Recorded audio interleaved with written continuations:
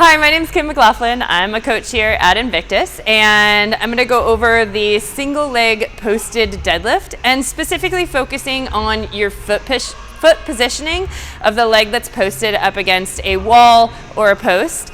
And so what we're going to do is line ourselves up so that I can bring my foot to the wall. But the most important thing with this foot position is that my foot that is attached to the wall is below the crease of my knee. So I don't want it up here because then I can just kind of lean into it. There's nothing that's activated on this side of my body.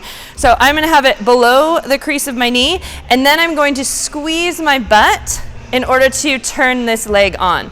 Most of the work is going to be done on the standing leg, but I don't want this one to fall asleep while this one's doing work. So then what I want to focus on, my shoulders are staying back, the upper half of my body is nice and rigid, that one's not going anywhere, but then I want to play around with my hinge. So depending on how your femur sits in its hip socket, okay, is going to depend on where you're going to feel this the most. You want to really dial in on the hamstring and the glute of the leg that's touching the ground. And so then I'm going to come down into my hinge position just to a point before my back starts to bend. Okay, so for most people, this is going to be right before you hit 90 degrees. Then I'm going to squeeze my butt to come back up.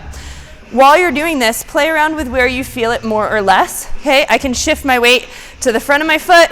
Now I'm hinging and I can feel this in my glute.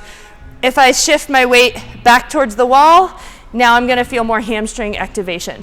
Depending on what you're going for the workout itself will depend on where you want that activation to happen more.